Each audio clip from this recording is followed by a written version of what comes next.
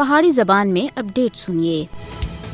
کشمیر دی سرزمین دے فرزند اور ممتاز وکیل جلیل اندرابی دی بھارتی فوجیاں دے ہاتھیں شہادت کو آج 27 سال مکمل ہو گئے۔ جلیل اندرابی کو بھارتی فوج دی 5 راشٹریہ رائفل دے صفاق میجر اوتار سنگھ سن 8 مارچ 1996 وچ رینواڑی سری نگر تے اغوا کرنے تھی بعد شہید کیتا سا اور اس دی میت کچھ دن بعد دریا جہلم تے ملی سی۔ جلیل اندرابی کو مقبوضہ جموں کشمیر وچ بھارتی صفاقاں دے ہاتھوں جاری انسانی حقوق دی خلاف ورزیاں کو دستاویزی شکل دینے اور بھارتی مظالم کو اقوام متحدہ دی انسانی کونسل وچ بے نقاب کرنے دی وجہ تے شہید کیتا گیا سا۔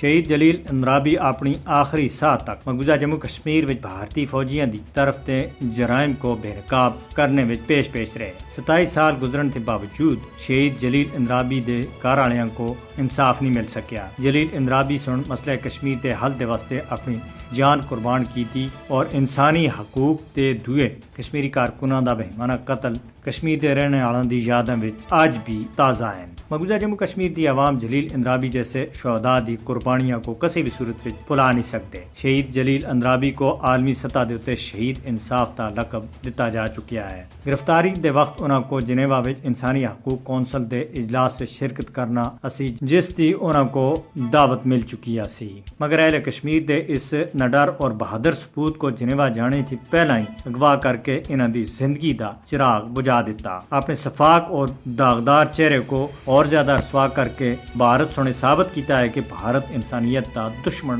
ہے۔ میجر اوتار سنگھ کو مجرم ثابت ہونے کے بعد کینیڈا نسایا گیا، جتوں وہ امریکہ چلے گیا اور پھر امریکی ریاست کیلیفورنیا میں ٹرانسپورٹ کمپنی چلاندا سا۔ 11 جون 2012 میں پہلا اپنی بیوی اور 2 بچیاں کو مارنے تھی بعد خود بھی خودکشی کر کے مر گیا۔ اہل کشمیر سن میجر اوتار سنگھ دی خودکشی کو اللہ دا انصاف قرار دے کے آخیا جڑے لوگ ظالم ہوندے ہیں انہاں کو میجر اوتار سنگھ دا انضام یاد رکھنا چاہیے، کیونکہ وہ بھارت نے فرار ہونے کے باوجود خدا دی گرفت بچ نہ سکیا۔